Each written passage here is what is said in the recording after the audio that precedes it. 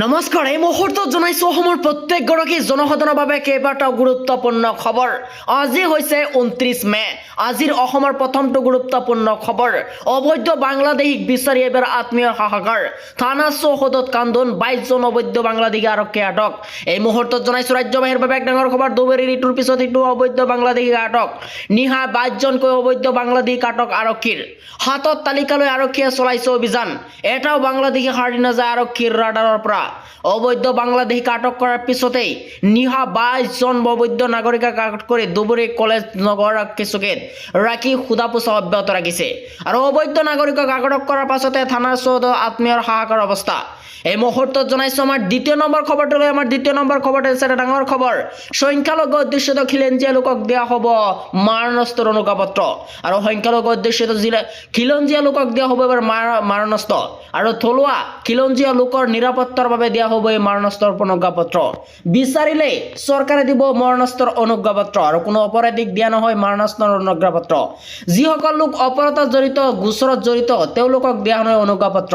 আৰু দুবুৰী, গোৱালপাৰা, দক্ষিণ শালমাৰা, মানকাছাৰ, মৰিগাঁও, ডিং আদি খিলঞ্জীয়া লোকে পাব মাৰণাস্ত্ৰ। আৰু নগাঁও ৰূপহীয়াৰ খিলঞ্জীয়া লোকে পাব মাৰণাস্ত্ৰ। আৰু কেবিনেটৰ সিদ্ধান্তৰ পিছতে মুখ্যমন্ত্ৰীৰ ডাঙৰ ঘোষণা। সংখ্যালঘু অধ্যুষিত খিলঞ্জীয়া লোকক দিয়া হ'ব এবাৰ মাৰণাস্ত্ৰৰ অনুজ্ঞাপত্ৰ। এই মুহূৰ্তত জনাইছো আমাৰ 3 নম্বৰ খবৰটোলৈ। আমাৰ 3 নম্বৰ খবৰটো হৈছে ডাঙৰ খবৰ। পঞ্চায়তৰ নতুন ৱাৰ্ড মেম্বাৰলৈ ডাঙৰ খবৰ। নতুন নিয়ম হ'ব কাম কাজ। আৰু পঞ্চায়তৰ নতুন ৱাৰ্ড মেম্বাৰলৈ ডাঙৰ ঘোষণা। নতুন নিয়মেৰে হ'ব পঞ্চায়তৰ কাম কাজ। পূৰ্বৰ দৰে পঞ্চায়তত নহ'ব কোনো দুৰ্নীতি। জব কাৰ্ডৰ কাম কাজত হ'ব এবাৰ মোবাইল মনিটৰিং। পূৰ্বৰ দৰে জেচিবি লগাই কৰিব নোৱাৰিব কাম। পূৰ্বৰ দৰে পঞ্চায়তত নাথাকিব ছাপ্লাইৰ ব্যৱস্থা। পঞ্চায়তৰ নতুন সদস্য মেম্বাৰলৈ এবাৰ বৃহৎ ঘোষণা। আৰু নতুন নিয়মেৰে হ'ব পঞ্চায়তৰ কাম কাজ। পূৰ্বৰ দৰে পঞ্চায়তত নহয় কোনো দুৰ্নীতি। জব কাৰ্ডৰ কাম কাজত হ'ব মনিটৰিং। আৰু পূৰ্বৰ দৰে জেচিবি লগাই কৰিব নোৱাৰিব কোনো কাম কাজ। আৰু পূৰ্বৰ দৰে পঞ্চায়তত নাথাকিব ছাপ্লাইৰ ব্যৱস্থা।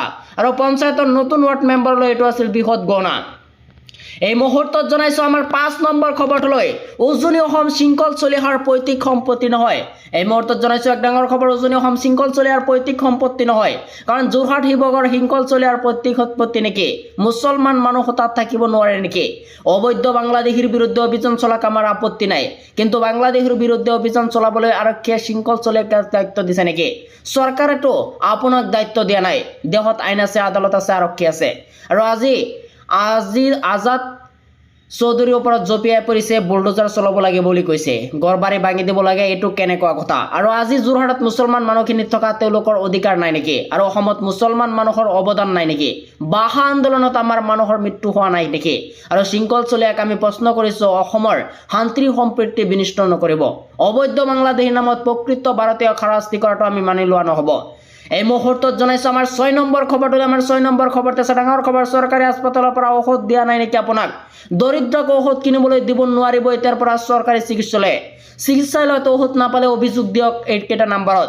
চিকিৎসকে ফাৰ্মাচীৰ পৰা দৰৱ আনিব ক'লেই পৰিব এতিয়াৰ পৰা বিপদত। চৰকাৰৰ স্বাস্থ্য বিভাগে মুকলি কৰিছে নম্বৰ। চৰকাৰী চিকিৎসালয়ত ঔষধ নাপালে অভিযোগ দিব পাৰিব এইকেইটা নম্বৰত। হোৱাটছআপ নাম্বাৰটো হৈছে 9864541430। আৰু চৰকাৰী চিকিৎসালয়ত উপলব্ধ ঔষধে দিব লাগিব এবাৰ পৰা চিকিৎসকে।